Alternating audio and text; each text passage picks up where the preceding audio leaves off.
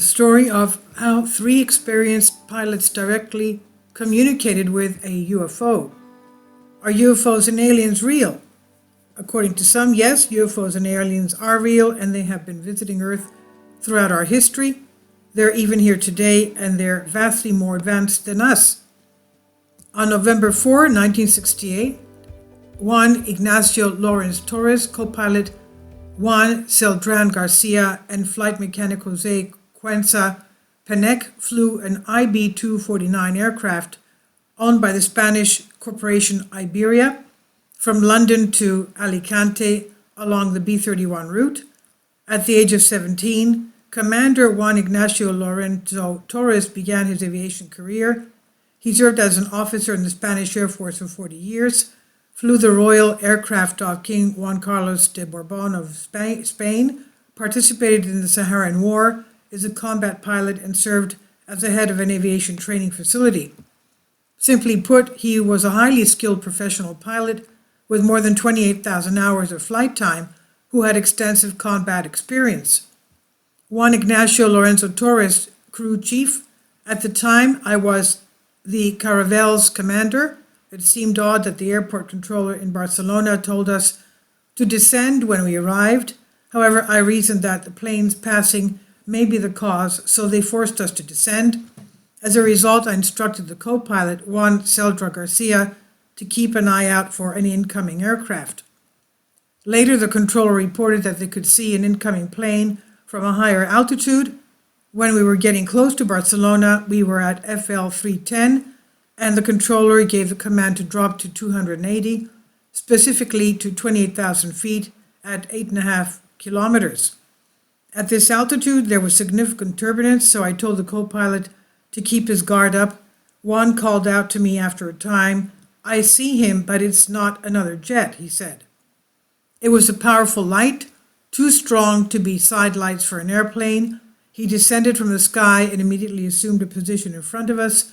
The co-pilot and I agreed that it did not appear to be a typical airplane, so we decided not to disclose its existence just yet. The odd light approached rapidly. Only 10 meters separated it from the nose of our plane. That's only 30 feet. Suddenly, another light with a variety of hues that resembled a ball appeared in the center. White turned to blue, which turned to gray tone. The most peculiar aspect was that it pulsed, like it was breathing. He seems to lead a separate life.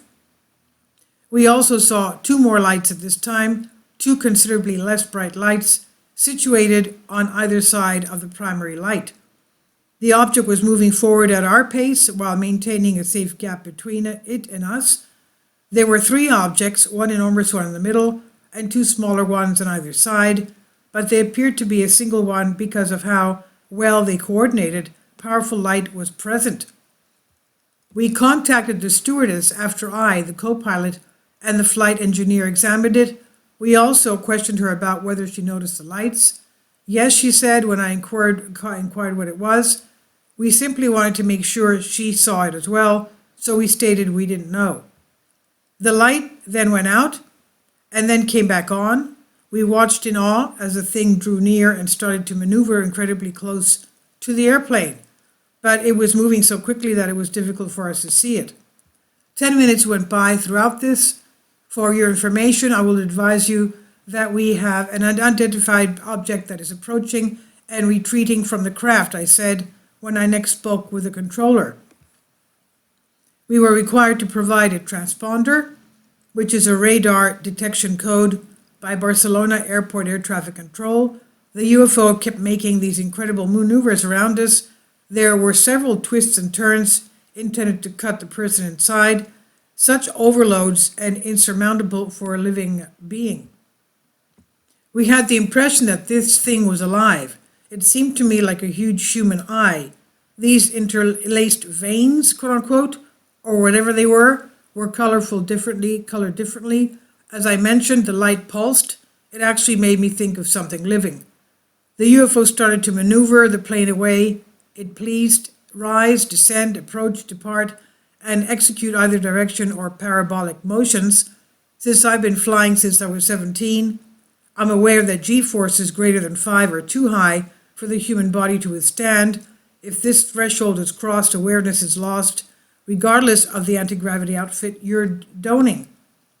The physical laws were all broken by this item. After drawing hyperbolas and parabolas and flying at a straight line, it abruptly leaped from one spot to another, and it was absurd. We started singling after turning on the aircraft's headlights. It started to react similarly. It followed suit each time we adjusted the light. It also came on when we switched on the lights. It was evidently speaking to us. When I indicated that one blink per question would represent yes, a double blink no, it responded when I asked questions in both English and Spanish. I'm not sure if it comprehended the words or if it read my mind. I questioned UFO around 20 times in all, and I only got brief responses. However, I am unable to respond to every query since it was made obvious to me that I should not discuss it in order to stay out of problems. People can slip in the restroom or cross the street in the incorrect spot. They warned me during the special services. I can only name the first 3 questions that I asked this UFO. Commander, are you from this galaxy? UFO, one flash of light. Meaning yes. Commander, do you have friendly intentions? UFO, one flash of light, which means yes. Commander, is it a manned ship? UFO, one flash of light, which means yes. They were from our galaxy, they were friendly, but something bothered them about our nuclear technology. They were from our galaxy, they were friendly, something bothered them about the nuclear technology. The UFO then departed, it just took off. We arrived later. Lieutenant Colonel Antonio Aliu Pedreni, who oversaw the alert and control network for the Barcelona region at the time, called me. I was questioned in depth about the UFO incident by the Lieutenant Colonel. The military at the time was extremely frank with me, telling me that the Air Force commander was aware of what had transpired and that 3 identified objects had been traveling in sync with my aircraft for some time when Siesta, Samba, Kansas, and Embargo air surveillance radars had detected them. The objects might be found by the Bolero radar at Constantine Seville. It was even recorded. They showed me the radar data, and I even requested a paper copy, which they delivered to me with the restriction that I not share the information. As news of the event spread, Lieutenant Colonel Ugarte and another military member visited my home in Madrid and made an urgent request for everything you have and what does not belong to you. I was compelled to hang up the radar recordings to hand over the radar recordings from which this UFO approach to my jet was captured. But it was too late. The incident was no longer a secret, and ultimately the news media learned about it. General Lecante served as the aviation minister at the time. No, they are not ready for that yet, he responded. We are unable to inform the public about this. The matter came legitimate. The press was informed in an official letter that the pilot spotted the planet Venus after an investigator was appointed in this instance. Just that, where could I turn? We tried to prove a point while reporting that we witnessed.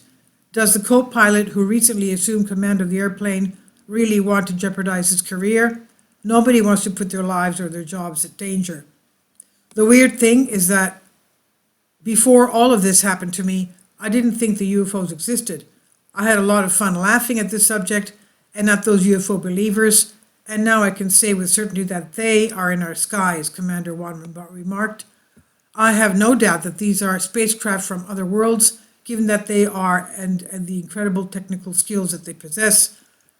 Will the day ever come when our civilization understands that intelligent, highly technology beings are visiting us? I'm hoping that one day we'll emerge from this hole and stop following the ostrich policy, he said. Since 2013, one of the most well-known websites, Ice Tech Info, Anomaly and Aliens, provided the most recent breaking news on the articles about UFOs, UAPs, and other unexplained paranormal phenomena. On November 4, 1968, Juan Ignacio Lorenzo Torres, co-pilot Juan Celdra Garcia, and flight mechanic Jose Cuenca Paneque flew an IB-249 aircraft owned by the Spanish corporation Iberia from London to Alicante along B31 route. At the age of 17, Commander Torres began his aviation career, and he served as an officer for over 40 years. So this is on Collective Spark by Myth and Mystery. Please leave your comments, and thank you for your support. Kindly support my Patreon account. The daily posts are 5 videos daily, and they are totally different from what I have on my YouTube channel. Thank you so much for your support and that you find all my content so interesting. You'll find the Patreon account details in the description box